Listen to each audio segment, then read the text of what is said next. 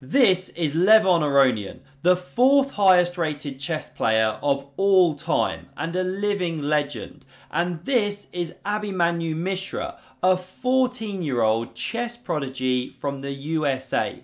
Now the two players met in round 11 of the US Chess Championship and Mishra dismantled Levon, but not in a tactical way like you sometimes see from youngsters, but a positional way. This game was already called a strategic masterpiece by the Grandmaster commentary team who were analysing at the time. Now we're about to dive right in, but just before we do, in case you missed my last video, a quick reminder, check out the link below to chessbook.com, the #1 place to practice and build your opening repertoire. It will not only show you the moves you need to be playing, but also the themes in the position so you can grow your understanding. And then the best part for me, you can go away, play online, practice your openings, then log back into chessbook.com and it will instantly show you where you need to improve, where you made mistakes. Completely free to use. Then if you do like it, want to go pro, just $4 a month. So check that one out.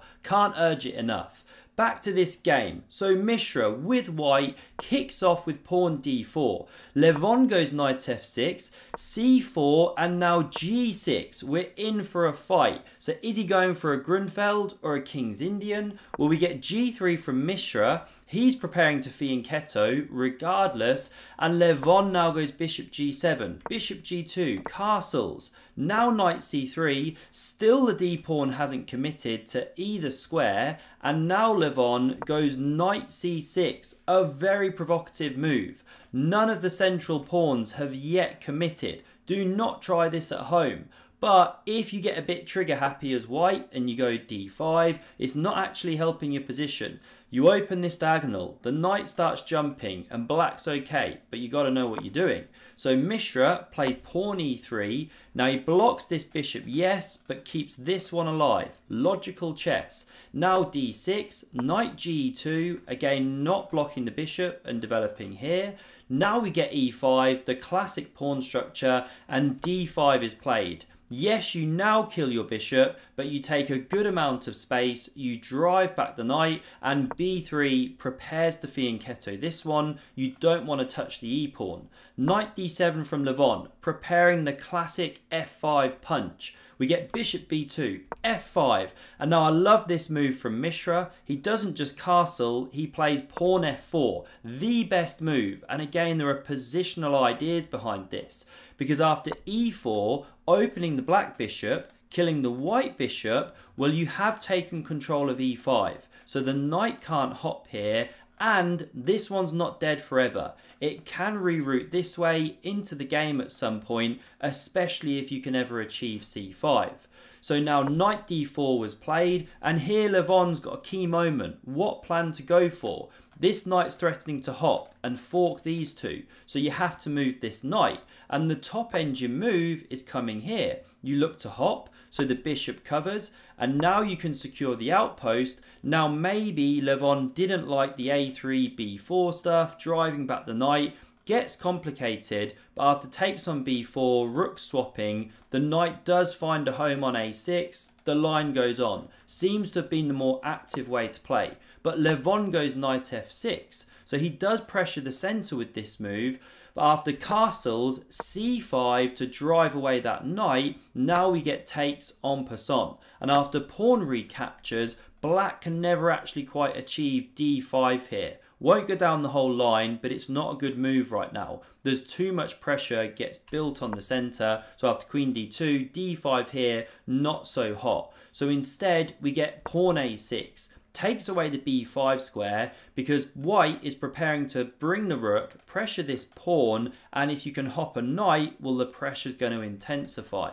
So queen c7 now played after rook fd1 to add some defense to this pawn. Now we get the knight dropping back, attacking it once more, rook d8 defends, and now this is really one of the star moves of the game. Mishra understanding the key positional concepts. He wants to activate this one later on. So he pushes on here with pawn to c5. Incredible move, because now everything gets ripped apart. Now if as black you go d5, this is positional suicide. The knight can come here and hop to b6. This knight's landing on d4, and this bishop is just looking absolutely dead. White with this huge grip, these knights with no square. So we didn't see the advance. Equally, you can't take or you lose your rook here. So we see this knight dropping back to support the pawn, but now knight a4. Now the bishops come off and knight d5 is played. This had to be considered when you go c4, but look at how Mishra now unravels. So the pawn attacked, queen c1 played,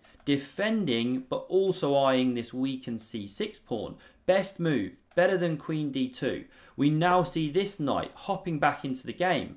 Here, knight g4 is now a threat, but Mishra does not go passive with pawn h3. He plays the best move of knight d4, pressuring this pawn, and after knight g4 attacking the e-pawn, this is a brilliantly calculated sequence. He's down on the clock, you know, half the time, Levon trying to put the pressure, but knight b6, look at this for a move, because you hit the rook, and you hit the knight. So you've no time to move that rook, or you can chop there. Great pawn structure after a6. The knight's going to be driven back. The bishop's coming this way. Awful for black. So instead, we see knight takes, but now the pawn takes with a tempo against the queen. So after the queen captures, you can now go h3, and Levon's got a horrible decision. You either retreat, like we see in the game, and get this miserable endgame, or you go c5, which is the top engine move, seems to have created slightly more of a fight. Because now after white captures, this is the top line, black takes, rook takes, you can go d5, you know, you don't want this pawn to sit there as a weakness the whole time, queen d2, bishop e6, g5, this is one sample line, you know, you want to lock down here, keep these pawns on light squares, make this one a tall pawn, and white's got all the pressure because still the bishop's coming here. You've got the 2-on-1 over here, you know, trying to make a pass pawn. Big pressure for white, but technically the way to go.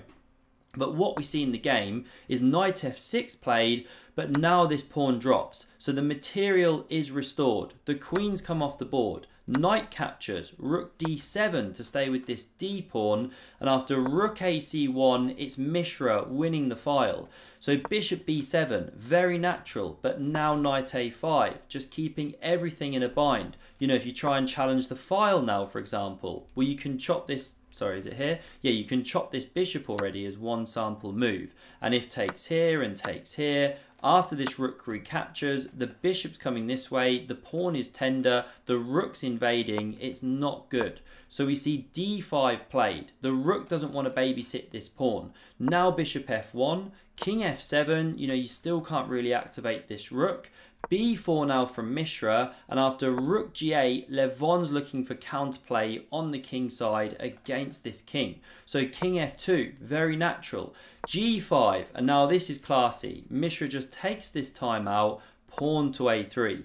Not forced at all. He could have already started with knight b3, but just really nice prophylactic chess, and he's squeezing his opponent's balls, right? Not literally, but Garry Kasparov once said it, or was it maybe Petrosian said it to Kasparov about trying to beat Karpov. Squeeze his balls, don't rush the position. And here black is in a bind. So after captures, pawn recaptures, Levon goes rook g6, looking for some activity, but now knight b3, the knight remaneuvering. Not only is c5 juicy, but it can come to d4 where it hits the f5 pawn. How are you defending that? So that's why Levon goes rook h6. Now after knight d4, he can go rook h5, cover the pawn.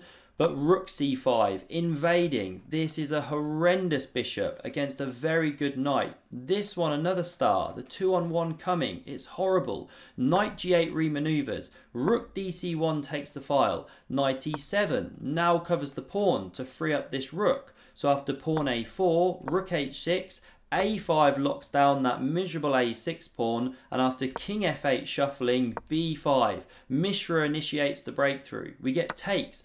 Bishop captures, the rook is hit, it moves away, and now rook c7 hits the bishop, again more tempo moves, the bishop comes here, it dies, rook recaptures, and rook b1 ended an absolutely crushing positional game. Why did Levon resign? He's just stuck for good moves. Say he captures the pawn, best move according to the engine. Now you check, the king's forced up to this rank, and you can either double here, or you can even come here. Play it like this, and what to do? You know, black can take, but then you win a piece.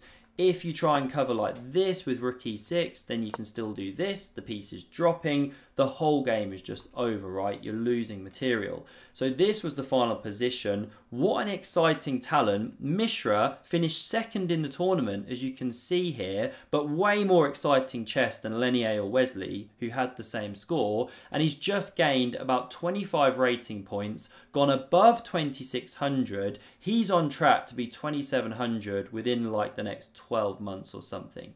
I hope you enjoyed this one. Do see the video on screen, see another epic game of chess, and thanks very much for watching. See you soon.